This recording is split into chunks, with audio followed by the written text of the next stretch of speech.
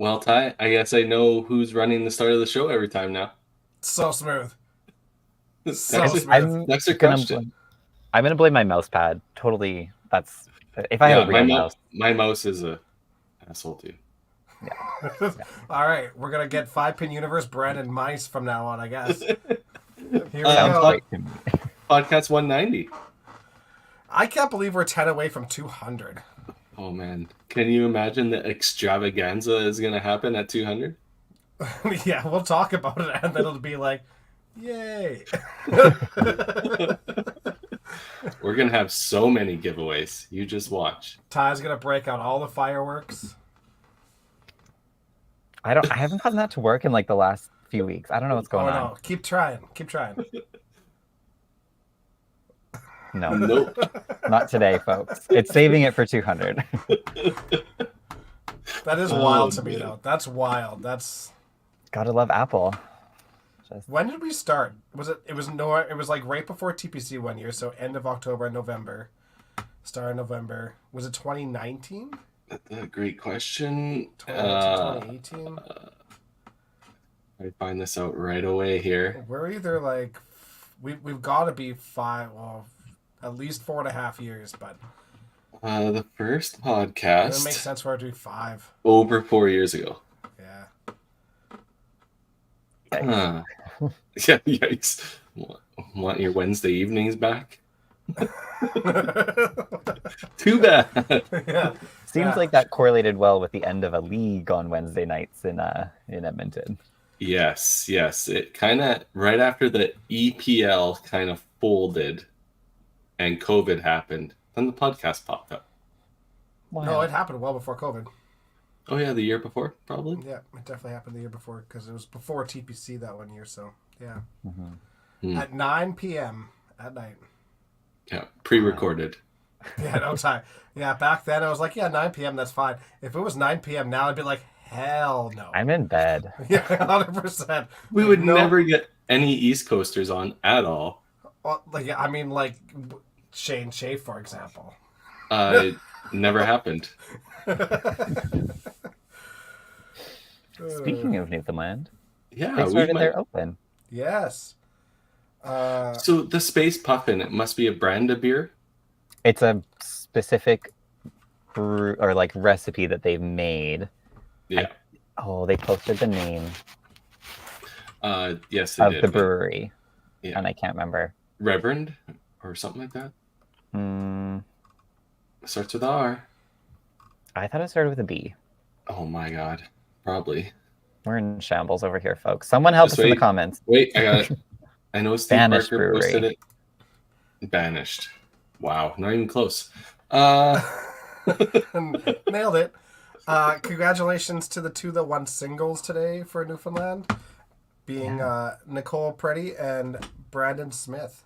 Mm-hmm. Congratulations. It's exciting. I didn't get to see it, but I heard that there was some like great bowling. I know Jeffy went on like a massive run, I heard. So, and then Brandon beat him in Jeffy the finals. banged out 10 to beat Shane Chafe in the first match of the step ladder.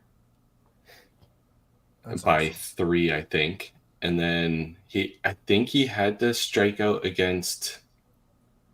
Oh, that's gonna bug me. Against it'll come to me. I don't have it right now. Sorry. I'm sure you'll be able to find their results online soon. Oh, there it is. Brandon Tibbs. Right. He had to bang out against both of them.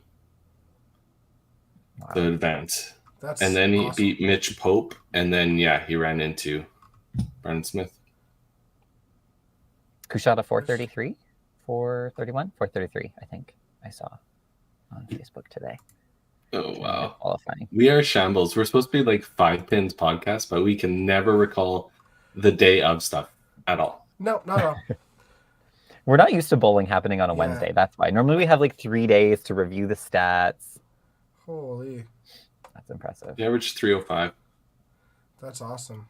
Well, Jeff done. Young shot 372 to 251 against Ray Dunphy, and then Brandon shot 274 to beat Jeff 231. Yeah. On the other side, Courtney Lucas against Aaron Morey. Aaron won that, and then Aaron faced Megan Gallicano. Megan won that one. Then Nicole shot 346 at Megan. That's a And huge moved game. on to the next round. And then Nicole beat Katie Wells back-to-back matches. Oh wow. Wow, Yeah. good for her. It's nice to see her. She was out in Winnipeg at one of the WCBT events, and now representing Newfoundland as their singles. That's a pretty exciting year for her so far. It's interesting. So they run their singles and they start their mixed teams at the same time, eh? I did see We there just was got- matches after the single Yeah. step ladders. It looks like mixed team played 3 games today. I don't think the other... Yeah, I think it was just them. Just a mixed team. Oh, no. There you go. Women's team qualifying. Oh, no, that was prior. Yeah. So Metro yeah, Metro 2's mixed team shot 1,500 their first game. Queens were on crazy. fire. Yeah. And that's at Plaza, Plaza. right? Yeah. Awesome. If you missed it Amazing on rule. Monday, I was gonna say, if you missed on Monday, we did some baseballing. We did. We did do some That is baseball. available online somewhere if you would like to go see the debauchery that is, and will Mhm. continue to be. We've officially got announced some punishments. Yeah, which is going to have implications for this entire season. Yeah. Didn't see Yeah. that one coming. Weber won the fantasy football, and then Ryan lost the fantasy football playoffs and the consolation side, so he had some punishments coming to him. And Adam has made it so Ryan can't start his pitching staff against Adam the 2 times they face each other this year. And one of them is the final game of the season, which is kind of That nice could hurt. timing. That's quite all right. Could be dangerous. Could take down the repeat champion. Well, Ryan was running his mouth, so I feel like the punishment was fitting. If he still wins, there's no stopping him, You and know we what, don't honestly- invite him back. He's gonna be good. Like, Oh, for sure, for like, sure. But the- it's for fun, and to It is. take down the champion would be fun to see too. So we would be. yeah, Yeah. I'm looking forward to it. It'll be a nice change of pace from fantasy golf. I'm crushing fantasy golf. I don't know where you guys drafted your players, but my players are on fire. I'm 3,000 points ahead of the next closest person. Yeah, I'm pretty sure I just drafted like web.com players. It doesn't even exist I just looked at the anymore. flags and I was like, oh, I know where they're from. I like that one. That's a cool flag. I'm gonna take that. But one. it's PGA. So like you gotta Yeah. hope that like you're better off, I think, picking American players at that point because they're more likely to be there. But I guess Nope. the American flags, you knew where they're from too, so that kind of works. Yeah, there you go. I actively chose to not pick them. I think I have Oh, one no. or two. Maybe. Well, I can't say shit. You're kicking the crap out of me, so it's fine. Exactly. Our first guest Well- here, he's a big fantasy baseball player too. Runs like He's a big golfer too, so I feel like this Okay. all wrapped into one here. And we're making him sit in silence. Do we want to bring him in? We should probably bring him in. All right, we'll bring in Oh, our guest. who's doing that? That's I Ty's got job. I got I'm getting the start. You're getting the end. I think this is Ty's job. Okay. Get it, Ty. All right.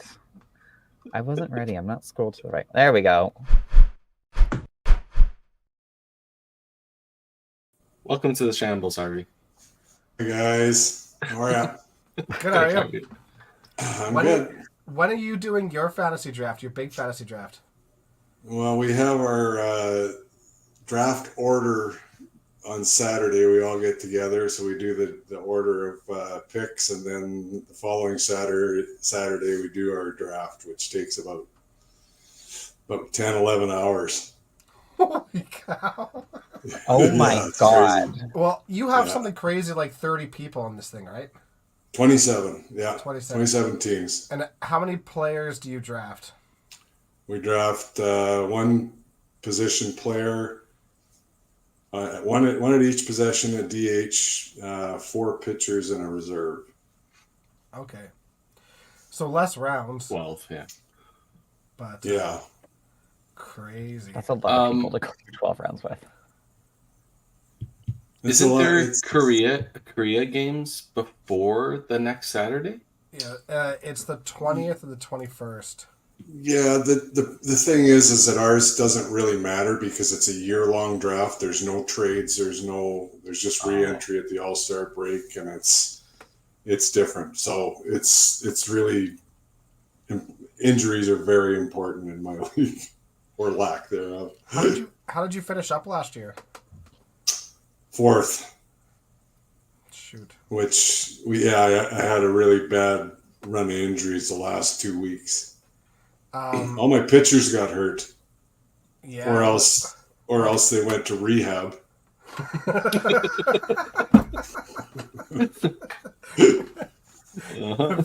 Fair.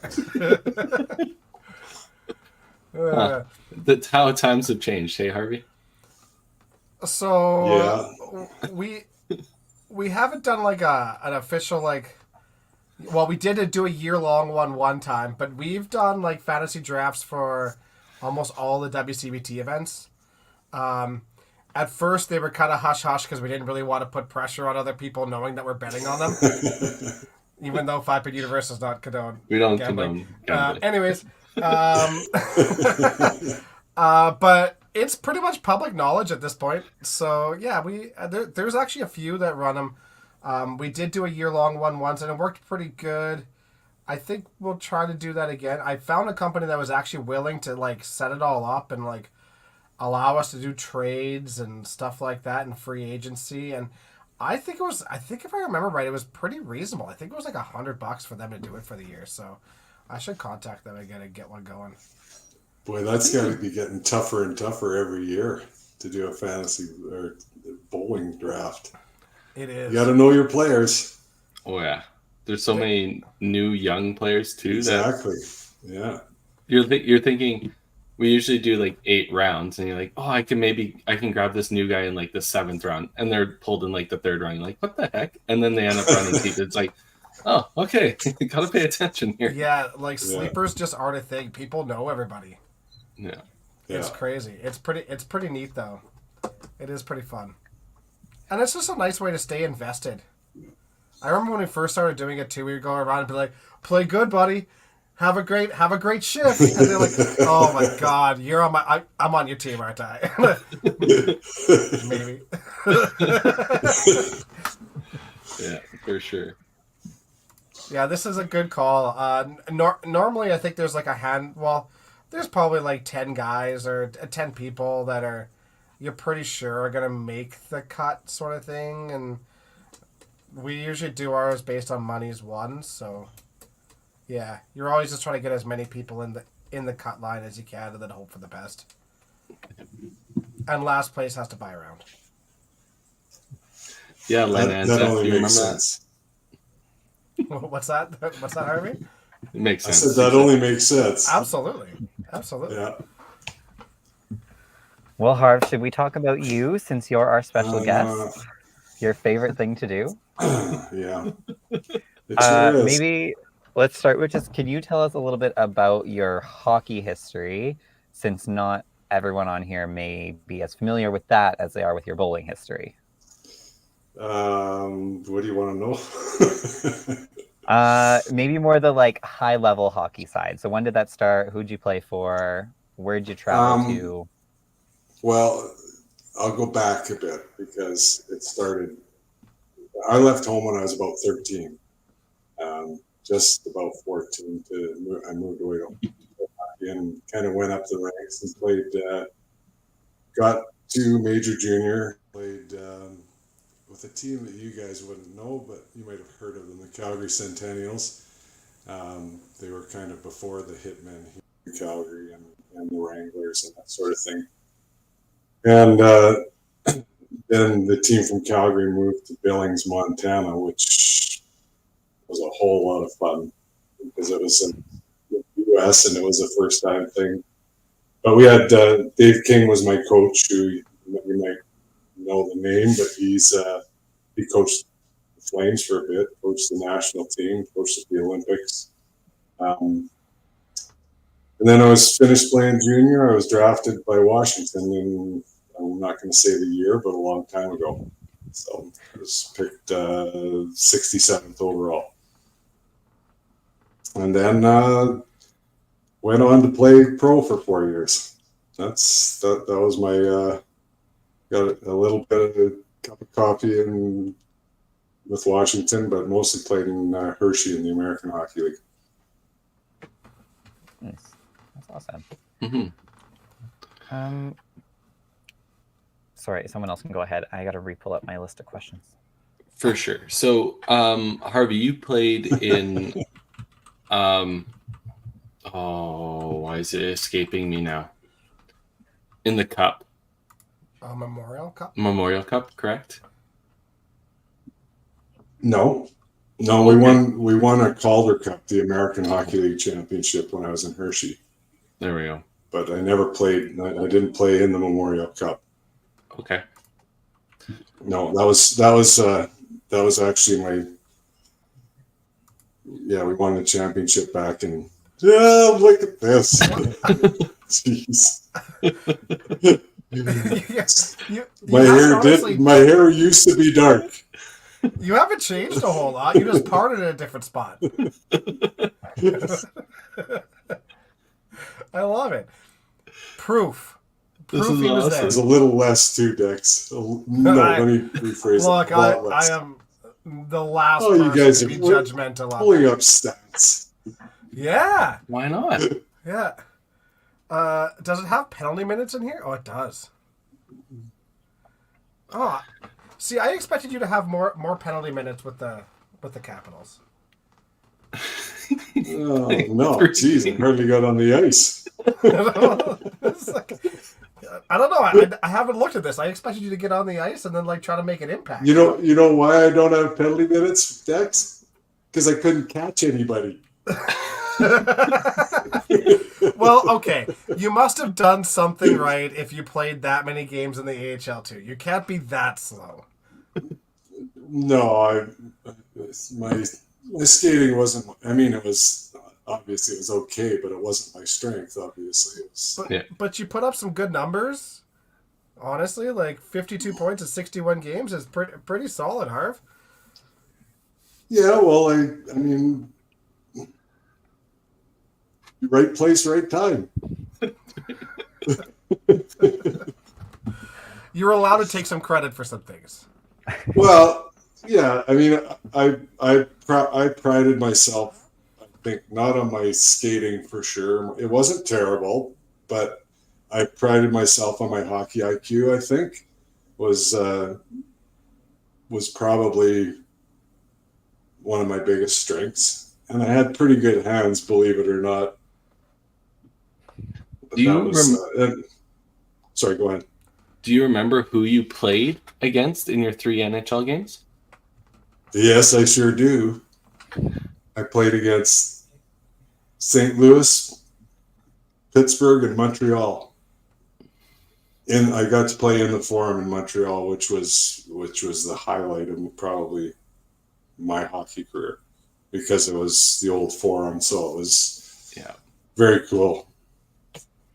Do you find yourself Very just kind of scary. getting lost in those moments? Just stand there looking around, seeing all the people, just the history and everything with it, and just try to take that all in. It's spooky. It's like, to be honest with you, I don't remember a lot about it.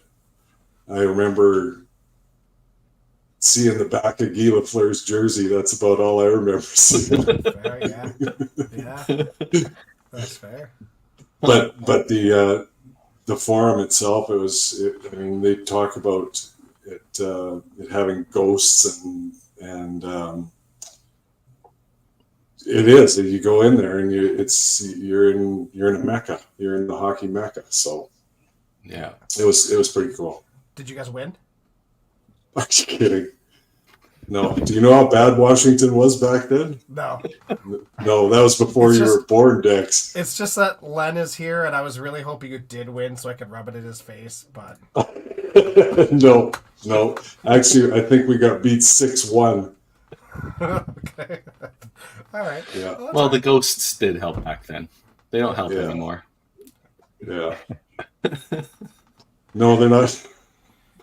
I don't think they joined. I don't think they left the forum for the Bell Center, to be honest with you. No, clearly not. The Canadians have not been good since. Not even remotely. All right, Tyler, did I kill enough time for you? You killed more than enough time. Thank you, Dexter. Appreciate we have one chatty person on this podcast. Harvey, you grew up in Lethbridge, that's right? That's where you're originally from? Yeah, that's right. Yeah. How did you find the transition from a smaller, we'll call it rural Alberta town, to a bigger city and being a feature in those cities as an athlete?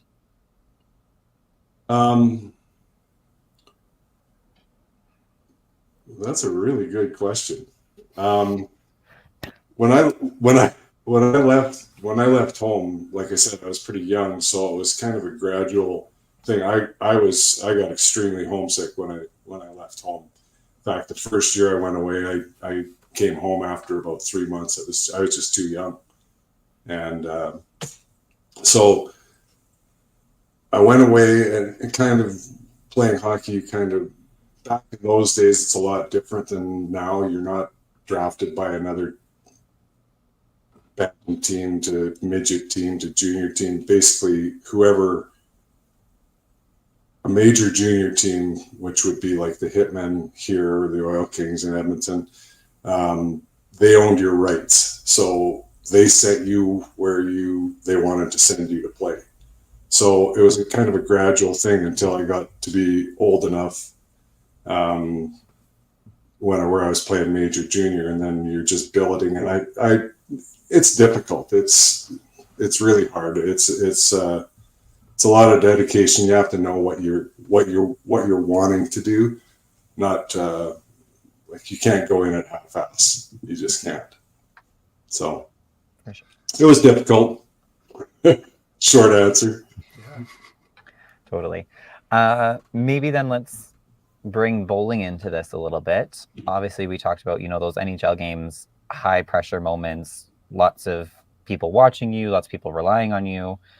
Did any of your skills from being in those moments in hockey translate into bowling? Were they different? Were they the same? Absolutely not. Fair enough. And I'm just being honest with you. Well, Yeah. that's the end of podcast. No. I mean, obviously the competitiveness is there. I mean, you're not. That's never gonna. But hockey's it's a physical, violent game. Bowling is not. Bowling is a mental game where you have to be, or you don't have to be, but your goal, I think, is to be even keel, not get too high, get too low. At least internally. Externally, it's fine, but it's. No, I don't think there's a lot of similarities or anything really helped me other than the natural athletic abilities, right? That's I think, yeah. I've always seen I think bowling has a different kind. Like, obviously, I'm not a hockey player, that sort of thing, but like even playing baseball to an extent, but like soccer and those things too, I find that it's more of a reactionary sport because you're always playing against somebody, and like, puck goes by, you go for the puck, or player goes by, you go for the player, sort of thing. That's like a reactionary thing, where bowling isn't. There's no reactionary thing to bowling at all. It's all on you all the time. It's all the same all the time. So that it's very different in that aspect. But I think the one thing that, if there was something to take, I imagine that your ability to communicate and be a good teammate is something that you could take from hockey into bowling, because we've had you as a coach many times. Your ability to communicate, your ability to like bring people up, the ability to like talk to people and tell them what they're doing wrong, but do it in a way where you're not like destroying a human being. I imagine all of those things really do come from those team dynamics that you've experienced in those situations. I guess, looking at it from that aspect, as far as team goes with bowling, yeah, I've played team sports my whole life. That's what I've done, and that's how I've learned on what makes it good. I've been on a championship team, and I'm not saying that as from a bragging point. I've seen what it takes, and you always don't have to be the best players to be champions, to win, but you do have to have good teammates, and I think that's resonated with me for forever. That you're not gonna help people by putting them down. You've got to build their confidence and make them feel good about themselves, which I want people to do that to me too, right? Everybody wants that. You don't want to be criticized all the time and be negative. We're negative, especially being bowlers. We're negative enough with ourselves. We don't need that externally from the outside. Everybody beats themselves up pretty bad when things aren't going the way you want them to. Maybe not externally, but definitely internally. Mm-hmm. So I agree with you 100%. Going back to that, as far as different sports, and Carrie, you can attest to this, it's major similarities between bowling and golf, because it's muscle memory, it's staying calm in situations. Don't overthink things. Don't try to do things that you can't do. You just stay within yourself, and it's very similar, very much muscle memory, which of course bowling is.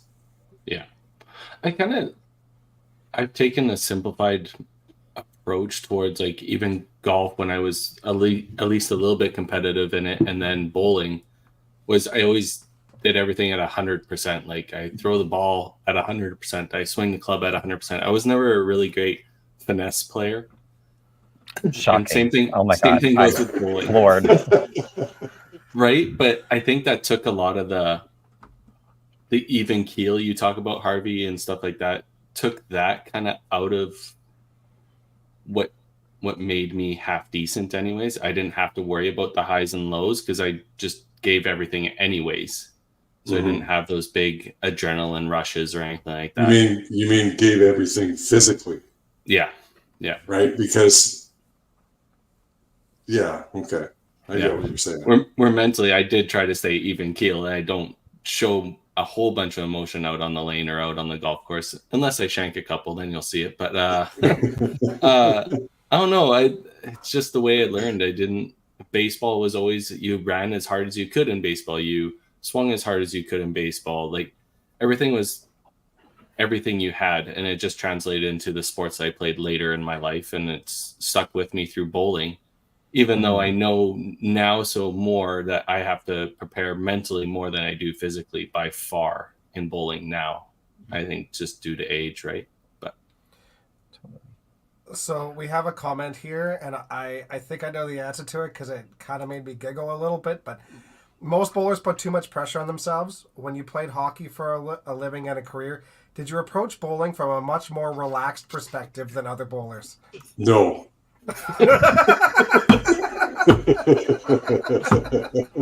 Beautiful answer. No, and anybody that knows me knows that it used to be not so much in the last probably 10, 15 years, but prior to that, no, I was extremely aggressive in all aspects of bowling. I did not have a shut-off switch. I even remember playing the first couple Bakers with you down in the Autumn Open, and we were really good back then. We were winning a few of them, and you'd see Harvey, like, he'd be in the 3 or 4 hole for some reason, and then he would miss a couple frames in a row. And I've never seen a man run so hot in my life in Bakers. He was not happy. Hey, you know what? I mean, I've learned to control it, but I hate to lose. I don't like losing, and I mean, if that's a major fault, then I've got a major fault. I just don't like losing.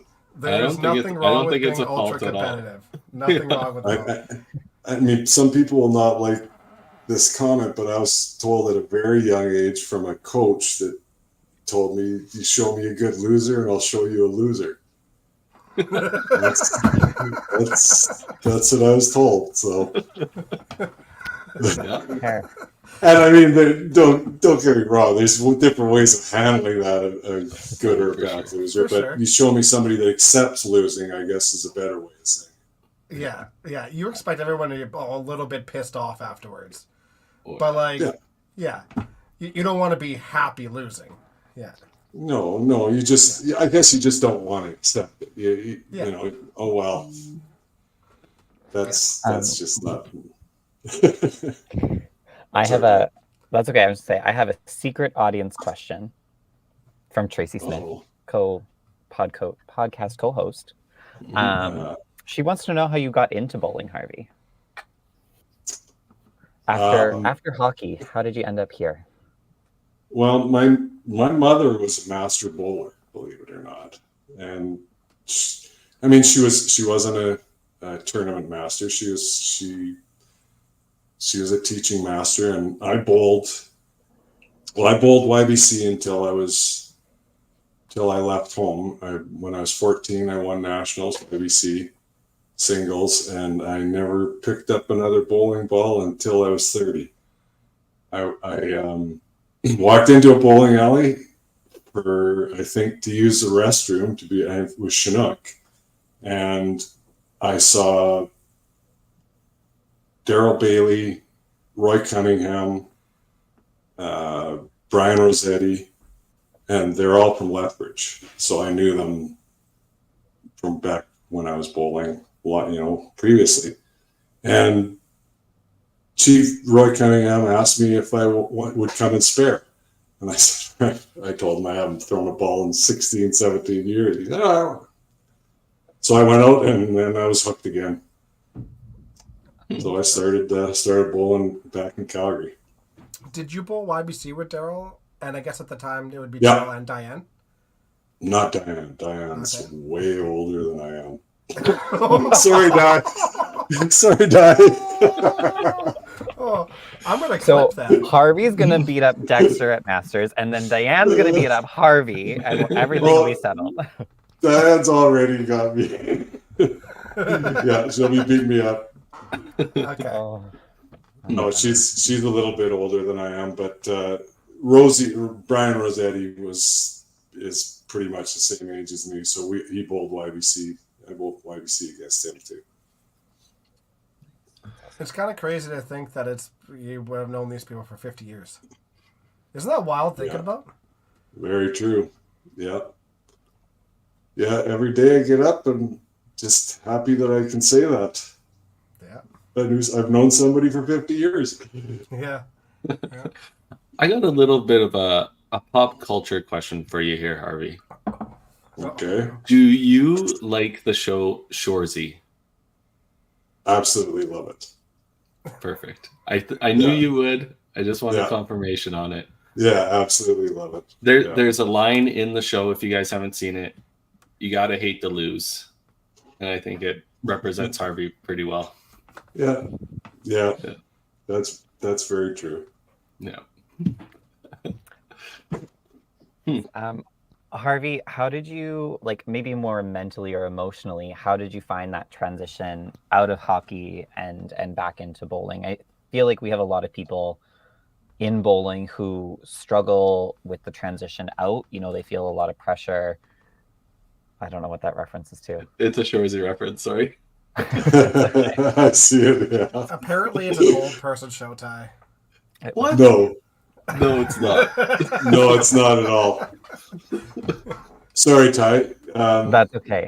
Yeah, just if you could talk like emotionally about moving from one sport to the other, how did you kind of deal with that transition and what helped you make your decisions?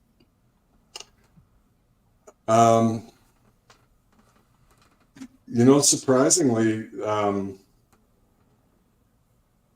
I didn't find the transition that difficult. And you guys can probably attest to this too, that when you bowl, once you've got a style and once you've played at a fairly high level, whether it was still in youth or as an adult, it doesn't take long to come back. So I had a lot of success early when I came back, when I was 30 years old, and with TSN and CBC and city championships.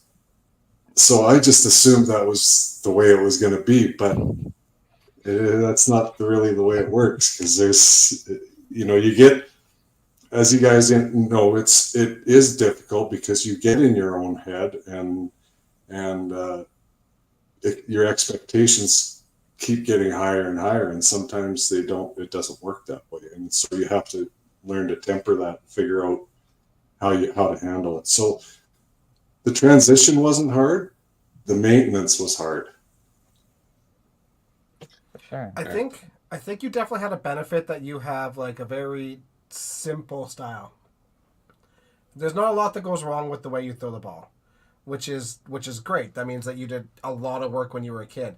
I think there's some people that have like taken time off and tried to come back that like it doesn't go quite to plan.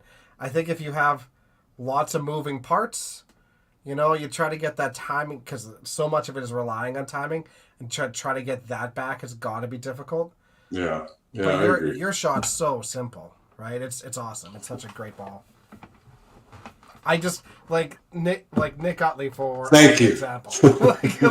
like I wasn't gonna name him, but I did. But like he takes some time off, and it's gonna be a struggle to bring it back, because he's a great player, but he's got a lot of moving parts. Right? Yeah, there's a lot going on there. Yeah. So. Yeah, for sure. Well, maybe if the transition from out of bowling to back into bowling wasn't so hard.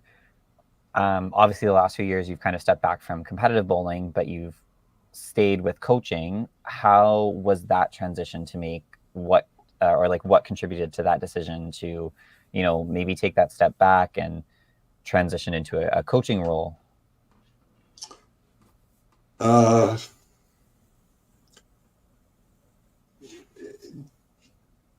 Stepping back from actually playing, I haven't thrown a ball now for 2 years. It's more a physical thing than it is. I would love to still be playing, because I enjoy the camaraderie and I enjoy being around it. But that being said, transitioning into coaching, which I have been coaching for quite a while, even when I was playing, but I love it. I love coaching. I love seeing the joy on the players' faces when good things are happening, and I love dealing with things when people are struggling and trying to help them, because I think, to me, there's not a better feeling than helping somebody else. I mean, you can fight with yourself all you want, and it's never going to change. But when you see results, when you see people feeling good about themselves, just knowing that maybe you had a little piece of that to help that person, it's a good feeling, and that's why I do it, and I enjoy it. So, how good do you think players would be if they talked to themselves the same way they talk to others that they're coaching? Just random thoughts. I mean, like, we obviously, you talked about it earlier. We beat ourselves up so bad all the time. It's just in our nature. But we never do it to anybody else. We would never do it to somebody else. We would never do it to our teammates. Could you imagine if we were actually just nice to ourselves? We'd be great. Well, as you know, Dex, Tom Patterson's bowling school, right? The self-talk and the positive reinforcement. We all know what we should be saying to ourselves, and how we should be dealing with our own minds as far as the bowling goes. But it's human nature to beat yourself up a little bit, because it's a motivational tactic, and whether it works for some people it doesn't. But I think it would be better if we could talk to ourselves nicely. I think it would work a lot better. I think it's easier to be negative towards yourself, and I think when it works once or twice, you're just like, oh, I can just repeat that because it's easy, and then it doesn't work out, and then you get mad at yourself because you're mad at yourself, and it's just a snowball effect, I think. The person it works best for, though, is your brother, Ty. I have never heard someone talk like that in my life, and my God, do I love it. I hate it, but love it. It's so descriptive and fantastic. Oh my God. It just kills me. Just absolutely kills me. So Yeah, I can funny. definitely say there's a different mental approach to the game from that side of it, but it worked for him. Yeah. It doesn't help that he's got a great vocabulary. You know? What? Expansive? Is that extensive? Yeah, yeah. Yeah. Utilizes it well. It is fantastic. For sure. So Harvey, just as we kind of wrap up here, is there anything that you would maybe want to say to someone who's trying to pick between two sports or is trying to figure out how to balance sports and life, or balance competing and coaching? My biggest thought on that is whatever you enjoy doing, do as much of it as you can. All sports. I don't think it's. Of course, I'm from a different generation than you guys are, for the most part, and I'm not a big proponent of one sport athletes, especially when you're young. I think you should if you enjoy it and if you're good at it, keep playing all of them as long as you can, and enjoy them, because you'll be sorry if you don't. Secondly, what your second question about coaching, I think you said between coaching and playing. Yeah. I think as many people as they can, if they have the time to coach and give back and feel like you're being productive in the coaching, I say go for it, because it is very rewarding. It can be very saddening, and things happen that you might not like in the moment, but for the most part, it's very rewarding and worth the effort, for sure. That's awesome. Thank you for everything that you've done, Harv. Sincerely. Like, Well, I appreciate it. Thanks. Loved having you as a coach many times, and yeah, really grateful that you've done it. So thank you. And vice versa. Thanks so much, you guys. All right. Thanks, Harvey. You have a great night. Okay, you as well. Great job with the technology. Thanks, guys. See you, Harvey. Surprise! Guest number 2. Look at that smooth transition. That's a lot of pressure on you now, Carrie. Oh, Coach mine's Des. super easy. Yeah. You've already screwed it up once this year. You Oh, played yes. the lady. Yeah. You played the lady 100%. Like, don't worry. I got it So if covered. you haven't noticed, Desiree, our podcast is a little less organized than the one you typically appear on. Welcome to the show. Thank you for joining us. Yeah. Hi, gentlemen. How's it going? Some different faces than I'm used to. It's going good. Except You were supposed called to us say gentlemen, and that's Better odd. looking guys, by the way. Wow. I think that the clip's Sorry. up, so I got it.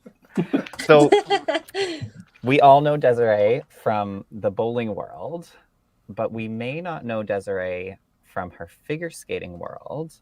I'm trying to figure out how to show this video that I have found. Oh dear. Okay, let me see if I can get this to work. Oh my God, I have too many windows open. Sorry, everyone. Bear with me. Bear with me. I'm a little nervous. What have you found? Oh, just some things that are on social media, free for the taking. All right. Guess that's fair. Yeah. So, can we all see this? I don't have enough windows. Nope, we Oh, you can't want me because to I have to add it to the stage. Oh. Oh, There you go. okay. Well, you're gonna ruin it for me. Now Dustin. make it full screen. Hit the full screen button. Yeah, there you go. Oh my gosh. So Desiree was a high-level competitive figure skater. in her past. Desiree, can you give us non-skaters some information on what you just performed? That is a jump called a double loop. So Ty, Perfect. you should have left it to me and Dex to guess what that was called. Oh, yeah, because you would have had Tyler, such you great... led wrong. I would have said triple axel for sure. I was gonna Not say a triple double. Triple axel was not in my repertoire. I I was wish like, it that's was. basketball. Unfortunately, I was not able to find any evidence of a bowling Desiree on her social medias. Shocker. Weird. Was there But- no video of there was no video of her beating you in her socks in Regina? Nobody videoed that? Oh, I definitely have video of that. Tyler, why didn't you ask me? Yeah, there you go. I don't know what you're There talking you about. go. I even I have. I know. don't mean. I Des, don't bowl Feel often, free to send it to me. but I even have. I think both of my brothers in one game that I beat. I did Tyler, have that one just the other came up day. in our memories. Actually, do you remember It did come that? up in our We just memories, talked about it like 2 or 3 days ago. Yeah, that was part And then I of my quit because, stalking. winning once against both of them in the same game, like I should have just gone and bought a lottery ticket that day. You finished on top. Okay, moving on from that. You may not be the most competitive athlete anymore. But if you were to look back at that version of yourself, did that version see you becoming a high-level coach? Or what was your kind of what would 16-year-old Desiree have seen for current Desiree that I'm not going to age because I value my life? Thank you for that. Lots. I think as far as coaching goes, I've been coaching in skating since I was 16 and volunteering in our Learn to Skate program since I was 12. So I've been involved in coaching in some capacity for a very, very long time. And I knew very early on that I wanted to be able to give to other athletes what I had given to me. And I felt like the bond that I had with my skating coaches in particular is one that I still cherish to this day. And I learned so much from them. And being able to provide that back to other youth in the sport, whether it be skating or bowling, is just something that I knew I always wanted to do. Where it was going to take me and, what kind of success I was going to have, I had no idea. I look now at what I'm doing, even being on the podcast, 16-year-old Desiree would not have been on a podcast talking about bowling. I can guarantee you that. But I'm so thankful for all of the things that have kind of helped shape me to get to where I am now. And I think that's kind of what makes me strong in the coaching that I do now, is that I had both sides in bowling and skating to kind of learn from. Yes, that's awesome. I refute this comment, Melissa, and it shall be deleted. This, all I Oh would like to dear. this podcast is That really doesn't need turned to on be you like quick today. podcast knowledge, man. You guys are wild over here. It's There's like no rules. podcast after dark or something. Yikes. No laws when Yeah. you're drinking claws. Okay. We're not in COVID times anymore, Ty. Did y'all know that today was 4 years since COVID was officially declared a pandemic? Sorry, random fun fact that I saw on the internet today. Yes, I heard that on the news, actually. We didn't shut down for another couple weeks after that, but yeah, I think it was March Yeah, 20th. is when we still played Masters.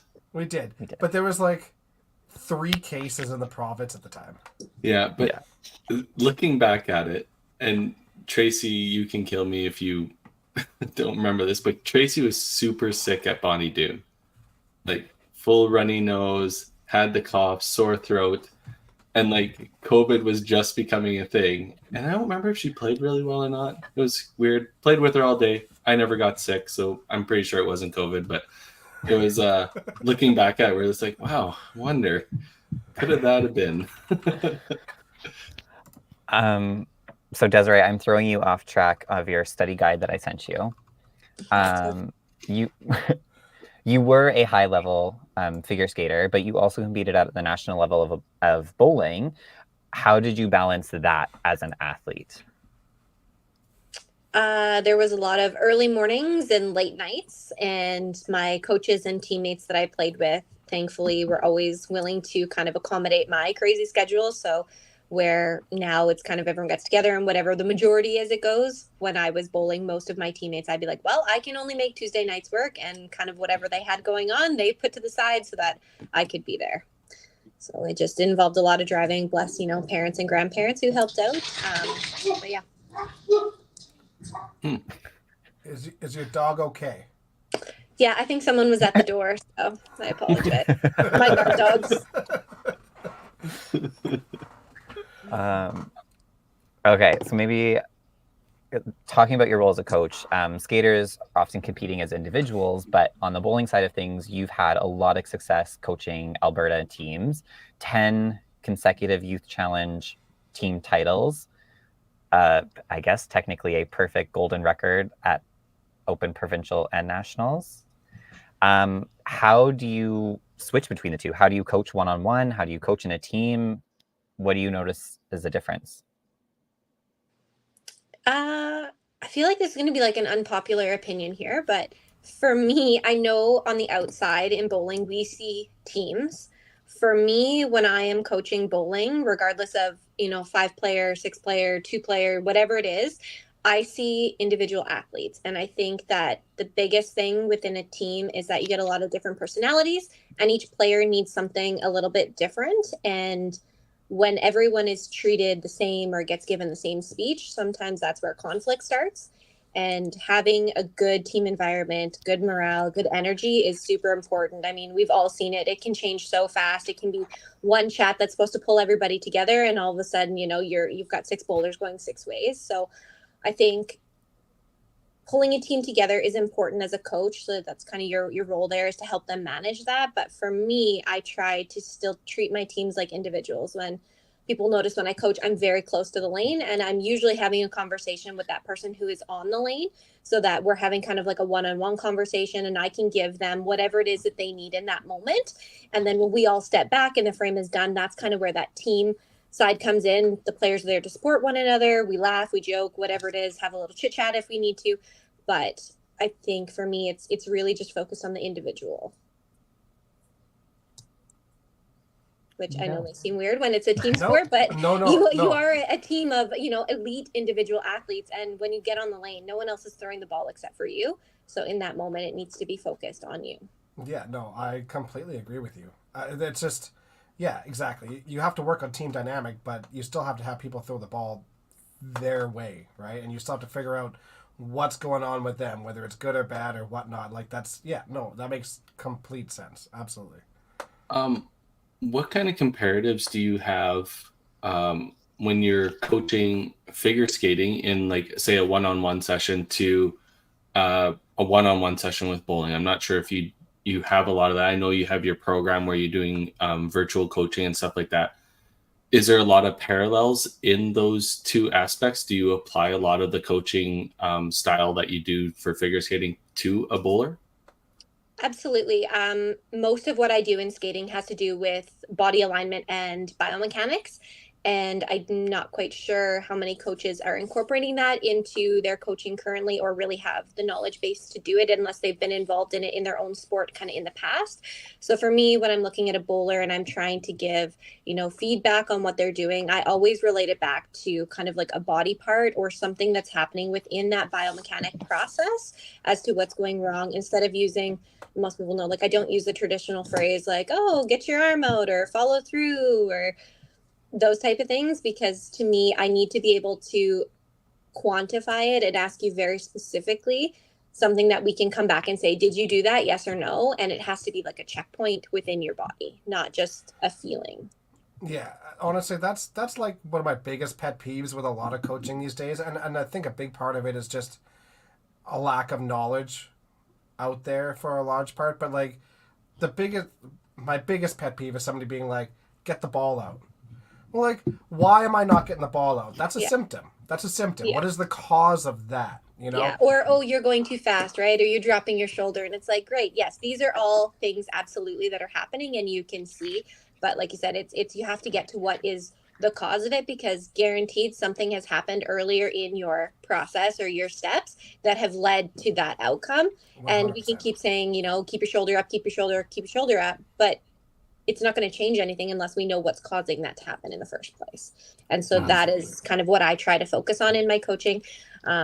Carrie and Dex, I haven't really done a whole lot with you, but I think Tyler can kind of attest to that, is that our conversations, if someone heard it from the outside, they would be like, what are these two talking about? Like, they are not talking about bowling, but we are talking about bowling because I'm talking, to Ty after many, many years now of, okay, is it this? Is it that? Is it momentum? Is it impulse? And people are like, momentum, impulse, like, what are you talking about, right? Yeah. We talk speed.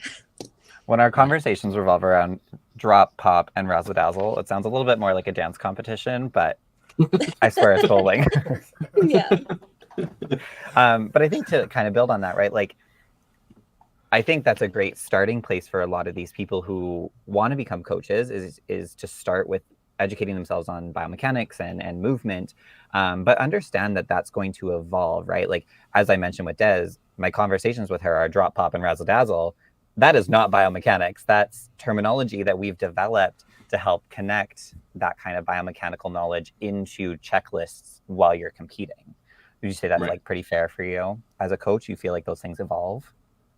Yeah, absolutely. And because my other sport is so heavily focused on biomechanics, like, I mean, I'm dealing with 6, 7, 8-year-olds who are just little itty bitties, and most of the time they don't know their left foot from their right foot still. And I'm asking them, to jump up in the air and transfer their weight and cross their legs and have a smile. And like, there's so many moving parts to that I just need to be very, very, very clear on what it is that I'm asking for, so I know what the outcome I'm expecting is. And in bowling, that is something that I also try to kind of just put that in. But it starts with just the basic knowledge, right? And when I first started coaching, to be honest, I didn't use any of this. I just had an idea of kind of how I was coached in bowling, let's say, and I never really thought about bringing in my skating background to it until I got to be older, like as a senior. And I started realizing that the way that my bowling coaches were asking me to do things, I couldn't connect, because I was so used to the very technical side of skating, being like, okay, I understand that that's what I'm doing, but I don't understand what's making me do that. And I was really, really frustrated. And talking about, maybe why I don't bowl anymore, that is kind of one of the big things, is that I was really frustrated where I was at in the sport, and the feedback that I was getting was so different from what I was used to. And I didn't feel like there was someone that I could go to that understood that side of it.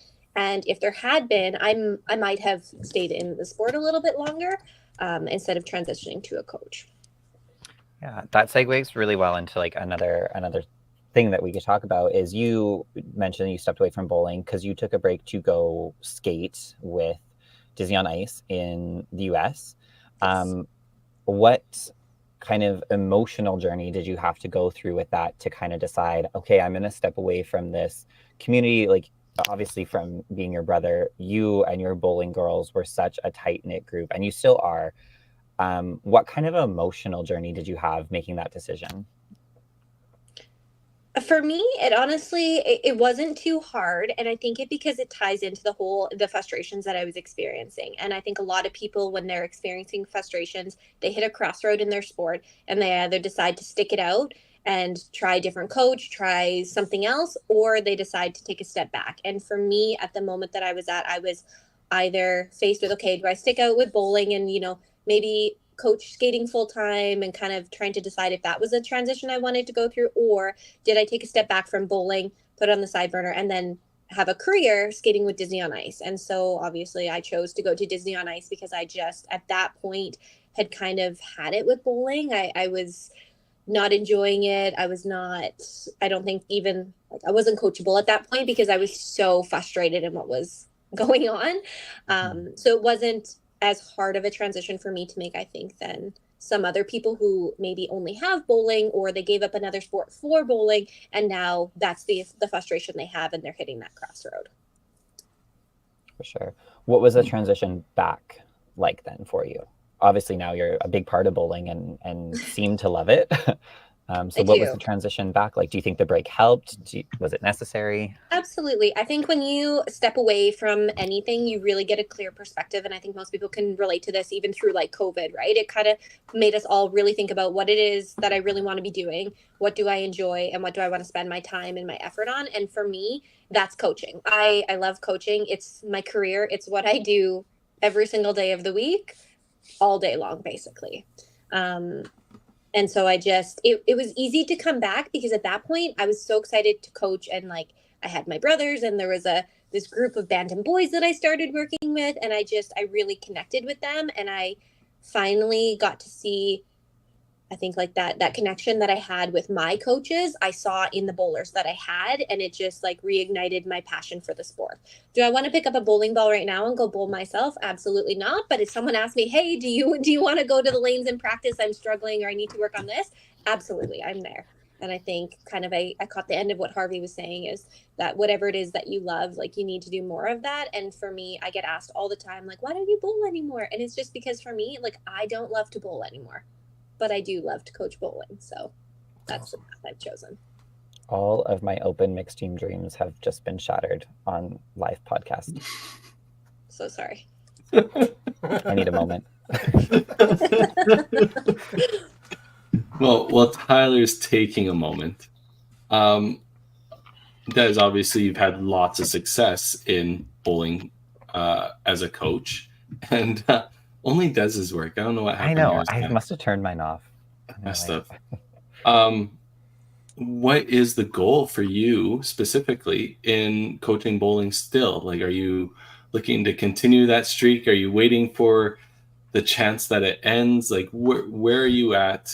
I know, obviously, like winning golds and stuff like that is where you've been, but like, is there much more as a coach? What are you looking for? Personal development and players that you've been watching? Like, I just want to know, is there an end goal to the whole coaching thing, or is it just become part of your life and you've decided that this is what I'm willing to do for the next 10, 15, 20 years? Where are you at?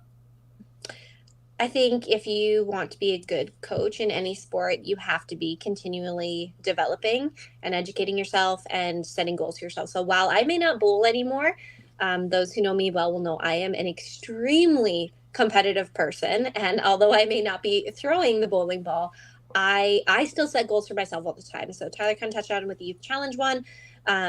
I knew at that point there was other things that I wanted to move on. I wanted to be more involved in the adult community. I had this program that I was thinking about starting up, and I knew I didn't have the time to give to all of those things. And so I kind of had decided, if I hit the 10 years of Youth Challenge, that was a milestone for me, that I was happy with the contributions that I had made, with the bowlers that I had kind of helped get through the program.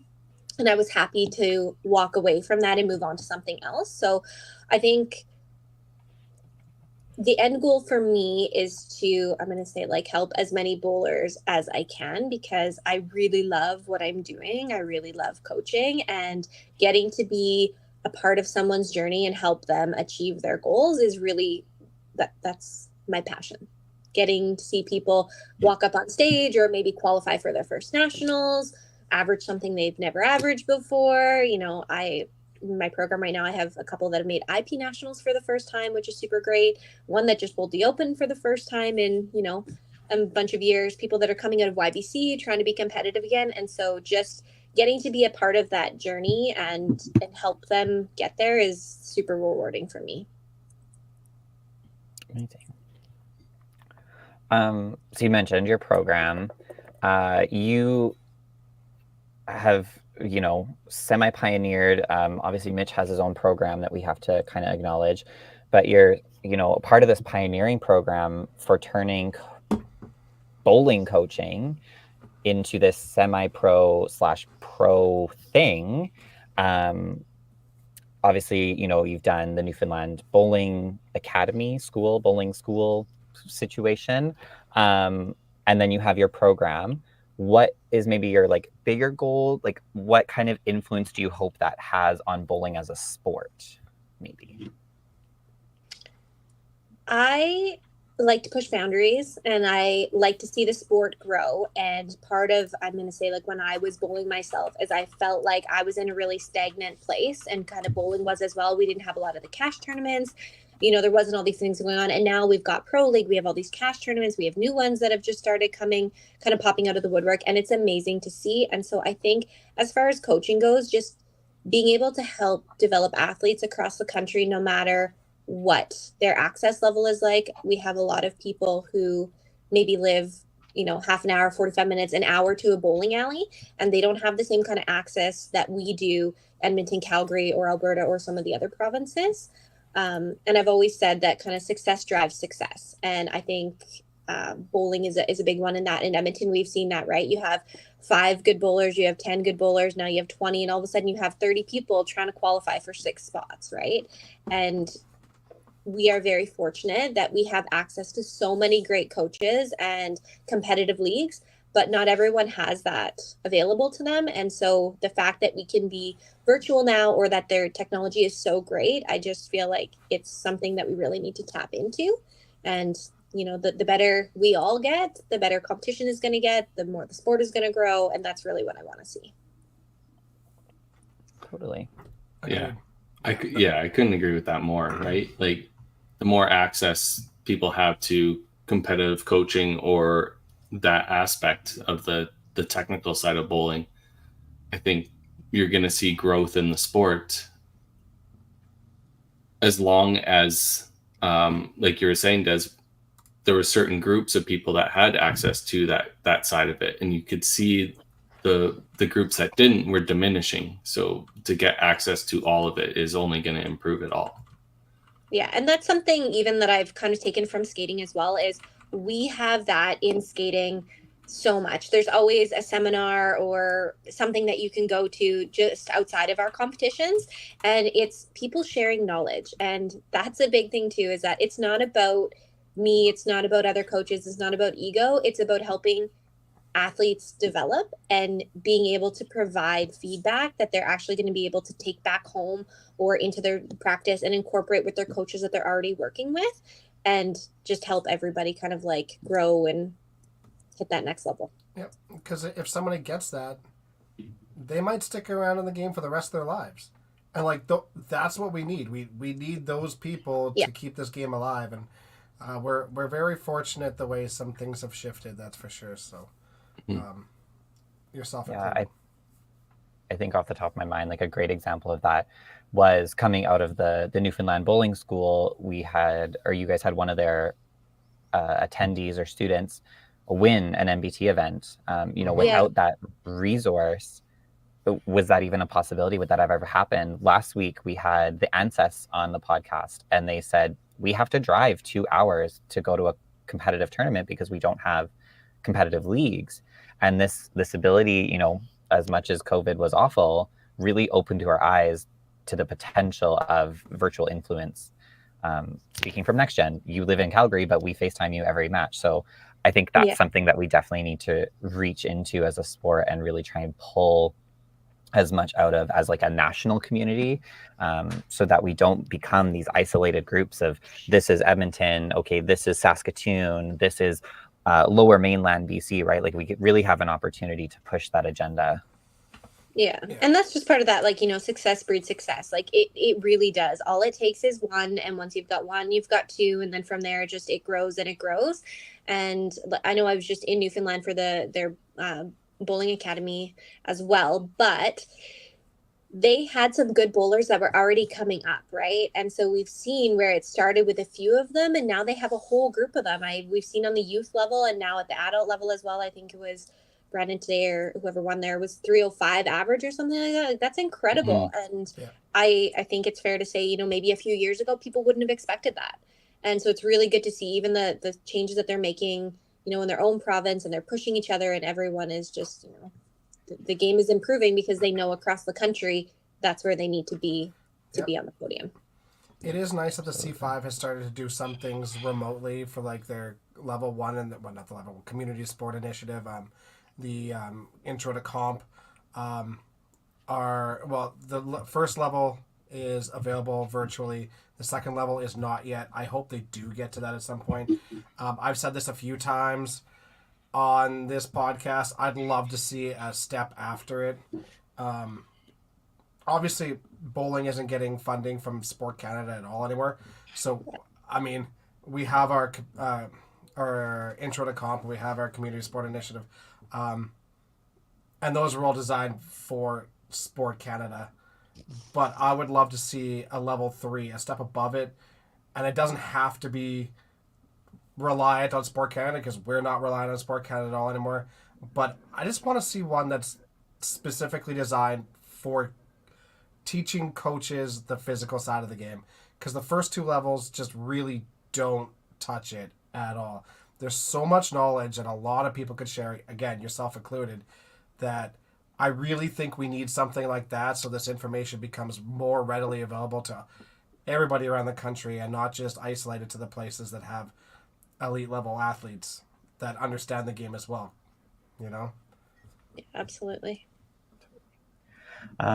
So maybe as kind of a wrap up piece here, we can kind of bring it back to the general theme of the podcast. If there was one piece of advice that you could give to a coach who maybe coaches two different sports, you know, baseball and bowling or something, or an athlete who's trying to balance their life between bowling and another sport, what would that piece of advice be as someone who's gone through that? I think it would just be find as many crossovers as you can and be intentional with the time that you're spending practicing, because we are all very busy in our lives. And when you feel like you're not prepared, that's usually where we start to feel frustrated or our confidence goes. And the more you stretch yourself thin, the more you're going to have that feeling. And if you want to be a competitive athlete, you can't be going into an event feeling like you're not prepared.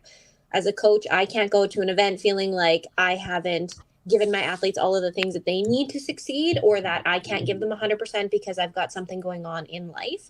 And so I think just learning how to really separate, you know, like church and state, and be intentional in what it is that you're doing and trying to achieve when you go to practice is really a big part of that. Awesome. Where are we going to see Coach Des next? Open provincials, I guess. What about Masters provincial coach selection? I'm putting you on the spot here. So that goes to goals. I would like to eventually put my name in for Masters. There's still things on my list as a coach that I would like to check off, and they don't necessarily have to be like achievements, but getting the opportunity to coach a Masters would be fantastic. I still haven't decided what I'm doing this year, so thank you for that, Ty. But yeah, we'll see what the future holds. But I will be around in coaching, I can promise that. Tyler the hypocrite. He gave me shit for doing the same thing to Harvey. Okay, my approach was way different. I would like it to be public knowledge that Dexter was trying to full-on guilt trip Harvey. What? I the literally podcast. just said, hey, the deadline for coaching is coming up in a couple of weeks. Oh, and That's like literally full all I puppy said. dog eyes and just... Well, like, I don't Oh. know, Ty. I don't know you and Dez's relationship that well, but I kind of felt a little out of sorts when you were asking her that question, because I felt like you were forcing her to put her name in. So, Oh, I 100% was. I told you, you want to crowdfund it, because I have to pay my assessment fee, so like I got to think about that, you know. We'll work on it. Well, thank you so much for coming on. Is there any parting words that you have? No, you guys are like a whole other podcast over here, and I guess thank you for having me on. It was enjoyable and different from what I'm used to, so thank you. Different, good or bad? Yeah, do we have Good to or bad? decipher this? Or are you Different gonna can be good and different can be bad. I'm gonna leave that up to you to decide. No, it's not our decision, though. No, it's Dexter, clearly not our decision. Dexter, it's It was clearly great. a better podcast. It was great. Well, It's it's like fantastic. different. Like it was different good for me, but it might have been different bad for you. I don't know. Oh, we no. need to get this podcast We've done actually before had Katie some Radar serious comments ones something. before, you know? This isn't our first serious podcast here. Yeah. Let's close to it. Okay. All Thanks right, for coming thank you on, Des. guys. Yeah. All Always right, good chatting with thanks, you. Des. Bye. Oh, we made it. Wow. We were so mature the whole time. Okay, speaking of like not being in shambles, when you brought up the like 5-pin universe does not condone gambling, I went to the banners before someone beat me to it. Can we talk about some of these, please? Like, this should just be on the whole podcast. yeah, that was probably before like no. Oh, No, we've that slowly was degraded. that was the Tim story about Wendy. Oh when yeah, that that's right. Oh, Tim's two hobbies. I forgot I was like, oh, I got to about- bring up the banner for that. Oh yeah. Or how about this we're- one? Hey, Oh, like that was last We week. got to update that. I built that one last week because of that. But before we do anything, Oh, yeah, there it is. boom. just in Oh, case. we almost Amazing. missed that. Yeah, slowly the podcast has degraded over the last, You know, For 4 years. 190 episodes. Yeah. It went from being very prim and proper, mature, no swearing, nothing, and then, you know, Here we are. It evolved into what it is now. yeah. Yeah. We I just like that. want to show people our personalities more, you know. Yeah. All right. why- You know, Kathy, I was gonna say this. I completely agree with you. Completely agree with you. Except Tim's the only one being actual adult tonight, and he's at like an Alberta 5-pin meeting. So Ugh. Oh, fair. Fair enough. Well, Well, Garrett, you ready for the outro? Oh, no, we I'm gotta always ready. promote. We gotta promote. What do we have this weekend? Right, Pro League. 5 p.m. 5 p.m. 5 p.m. 5 got p.m. The week 17 of 18. Ooh, it's getting dicey. Who's playing this weekend? Wow. What kind of Way position to are put you me in? on the spot. Where are we at? Just give me 1 second here. I can actually pull it up, maybe. Well, it isn't us. I want to say Bombers are playing. Oh, let's see Oh. here. Oh God, No. what is this? No, not going good. Sorry, guys. I couldn't bring it up. I have no idea. Bombers are playing on the Cargill side. They're playing. Carnage is playing. Mayhem. No, Mayhem's on the last week. I don't know, man. We got some teams. We got some balls. Yeah. We got some And points. they'll be thrown. Yeah. All right. And then Are the Dream Crushers gonna make playoffs? This week's gonna determine a lot, and then obviously the week after is gonna determine a lot. It's gonna depend on what the Bombers do. Yeah. Essentially, if the Bombers have 2 wins, Dream Crushers are on the outside looking in. If the Bombers only win 1, we have a shot. there is a shot. There is an outside shot. So We'd have to tune play in. really well, but yeah. you Yeah. know what, Oh, yeah. Darcy? There's a really great team that's already made playoffs that you could support. You know what? That was one of the questions I was going to ask for Des, but I was trying to keep it professional. What does she need to do in order to bring the next gen to the next level? To bring Maybe home a have her championship. entire team there for all of playoffs instead of one of the team members flying across the country, Or the other one or not the being other there. one who's maybe also related to her flying across the world. Yeah. She just Maybe. needs to get rid of our passports. I think that's the strategy. Ooh. I don't know where I'm. This is what I'm answering if anyone's curious. I do not know yet. My partner and I are still deciding A, where we're going to live, and B, how much free time I will have for bowling. I will be playing 1 league, but I don't know when or where. I heard it was 10-pin. Do they even have a 10-pin center in Calgary? Yes, of course they do. Excuse me? I guess They got a bunch of them. I don't 10-pin. One company bought them all, but there is 3 of I them. always forget. Was it Splitsville? I can't remember the name. I always forget the name of it. Well, Mountain Silver View. Dollar turned into. Oh, I did forget about Mountain View. But Silver Dollar turned into a 10-pin house, and then I think they're closed now.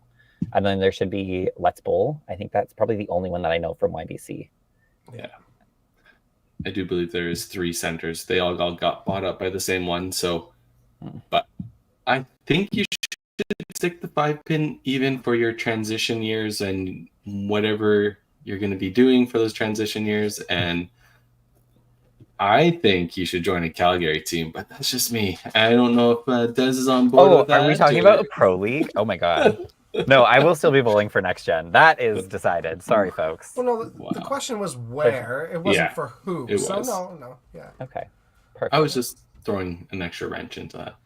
I've got so many hats in my trunk still. I think it's illegal if I change teams. I hear they're just flying off the shelves too.